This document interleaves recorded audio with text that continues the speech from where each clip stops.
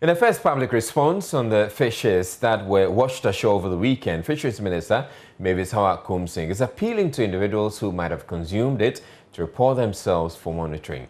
While some coastal communities in Accra had fishes washing up on the shore, in Axim, more than 300 dolphins are said to have landed on the beach. The minister, who was on a tour of some coastal communities that have witnessed the phenomenon, indicated that every bit of information will go a long way to help in investigations. We are not out with any information for now. And so we wouldn't want to say anything that is not in order. We want to wait for the investigation to ascertain the facts. I want to use this opportunity to plead with the community.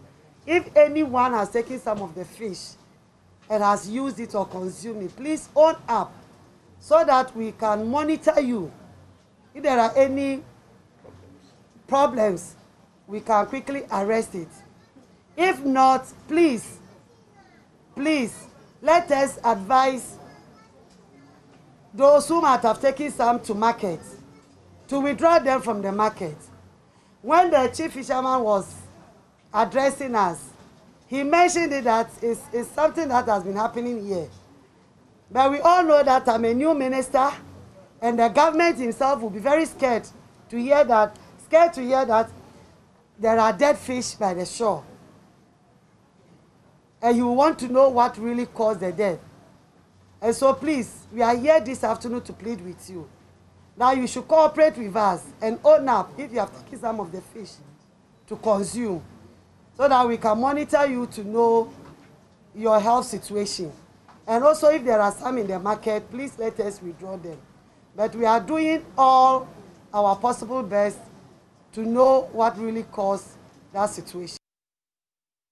Meanwhile, the FDA's Delise Mimi Dako is urging calm as researchers work to unravel what must have occasioned the incident.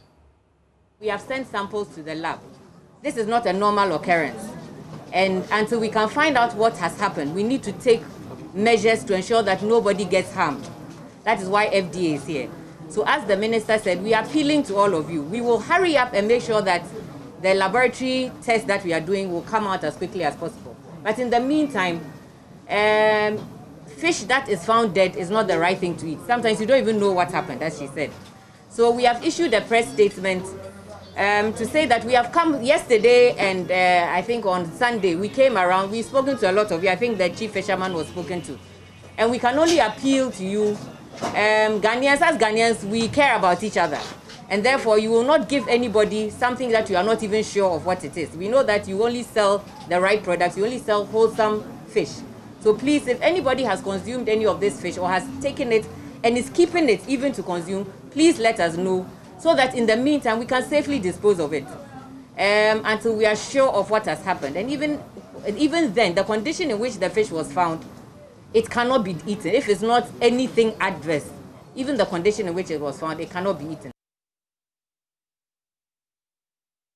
Joining us via Zoom now with more on this phenomenon is Dr. Isaac Ochre of the University of Cape Coast. He led a team to the Axim Beach to ascertain firsthand what happened as far as this phenomenon of whale beaching is concerned. Thank you very much, Dr. Ochre. Now, in our pre-interview discussions, you indicated you've been to Axim to pick up samples. Have you been able to establish anything yet? Well, thank you very much, Israel, and good evening to your listeners. As of now, we have not been able to scientifically establish anything yet, or any potential causes of the beaching of the dolphins at Axim. As a matter of fact, international whaling commission have some members who have taken keen interest in this, and they are bringing on board some international expertise on marine mammal pathology locally too. We are assembling all possible experts to assist in unraveling the issue from different perspectives. Now, based on your experience, what do you think could have caused this phenomenon? Well, from the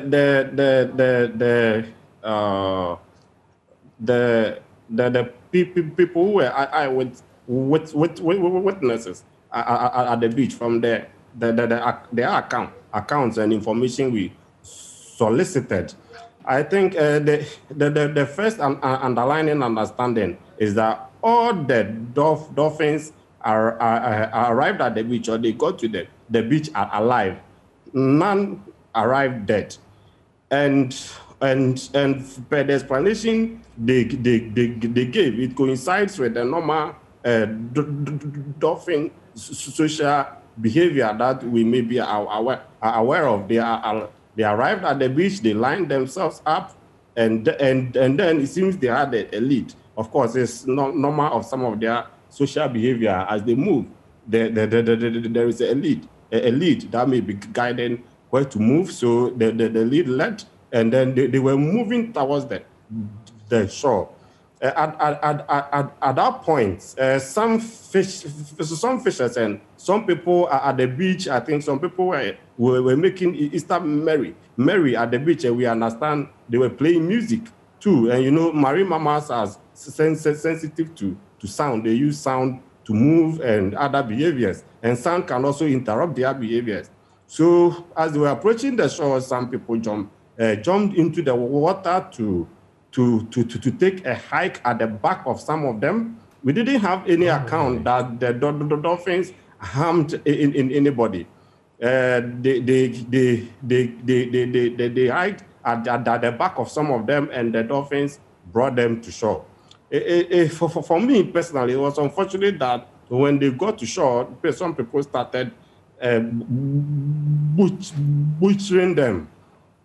We understand some started butchering them, and it went on for a couple of hours before the marine police and the fisheries commission of officials arrived. Ideally, what should have been done, and what is usually done, is that when marine mammals are stranded like that, and they appear at your shore, you escort them. I mean, you assist them back into the water.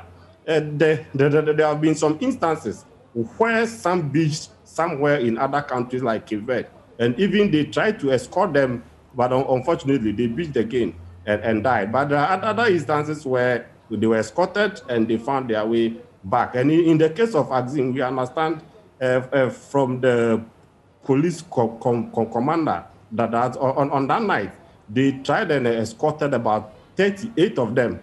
And so far, we didn't hear of any incidents of mortalities. As well, after they were escorted, maybe they died and they beached again.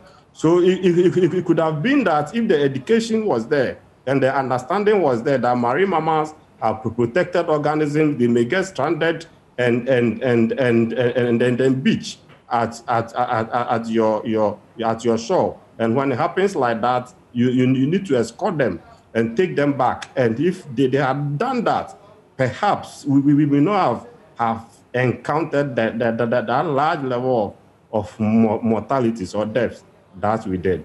All right, so we're learning that there are some reports suggesting that there were as many as 300 dolphins. Is that what you found out? For now, it is still difficult to get the exact numbers, and the numbers we are getting, sometimes when we try to add them up, they are not adding up. So for now, we can say that they were in their hundreds actually, but we cannot put exact number to it. Now, even this evening, I received a call from someone in the community who closely works with us sometimes. We received a call that they are going to find some in some people's homes, which means despite the ones they escorted, and even yesterday while we were there was a truck full, which I understood from the police that it was about 25 individuals, and some had been butchered, some had even been smoked already. And it looks like the police went into the police, FDA, EPA, they were all there. In fact, I should commend the state authorities. BNI, they were all on the ground. And they went to just retrieve some of those ones from their homes, and I believe even markets, I don't know, but they retrieved some and loaded. That was about 25 individuals or even more in a truck, where after we went to take our samples, they went to dispose them off, that they buried them somewhere on a location I didn't know. Right. But then even besides that, we had about 4 from which we took our samples. So when you add that, it's about 29 that we are talking about here. And then if they had also escorted about 38, then you should appreciate that we are hitting around 69, 70s. But then I understand there were even more, because before they arrived, some people had taken some away to distant locations from Axim. Right. So the numbers should be over 100. Now, there was also an incident here in Accra where we had some fishes coming onto the beach. Could that also have been caused by that same incident that brought the dolphins to the beach? Possibly, they could be linked, but they may also not be linked, because a fish is not a mammal, and marine mammal is not a fish. So they are different organisms, though both animals, but they have different anatomy, physiology, and everything. So something that may cause the death of a fish may not necessarily cause the death of a mammal. Right. And something that may cause the death of a mammal may not necessarily cause the death of a fish. But they could be linked, as I said. For now, we are not sure. Usually for marine mammals, they beach because of a number of things. Some may have been trapped by some people's fishing gears, but in this case, it's a very big school, and we don't have any report of a fishing gear being involved in that. But usually, this particular species of marine mammal, the melon-headed whales, we have had such an incidence of beaching of such a big school in the hundreds in Cape Verde. Before, I think in 2007, there were even 2 incidences of beaching.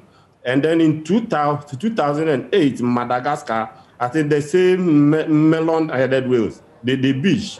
In the investigations that were conducted in such instances, I think the ultimate report associated their beaching in a way with some kind of sonar activities, right. Sonar related or sound related activities that had gone on in the sea.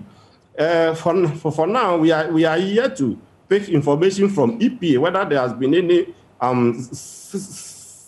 seismic activities in our sea in the last couple of days or months. That may have caused it. Even also pick from other sources. They are known to be prone to high frequency sonar activity, because they also move with sound. Right. So they use sound for echolocation. They emit sound themselves. The sound hits an object. It tells them, this is here, don't pass here. If you want to go here, this is where you have to pass. So if they emit sound, and then the sound also meets, or something else emits sound of a similar... It tends to confuse them.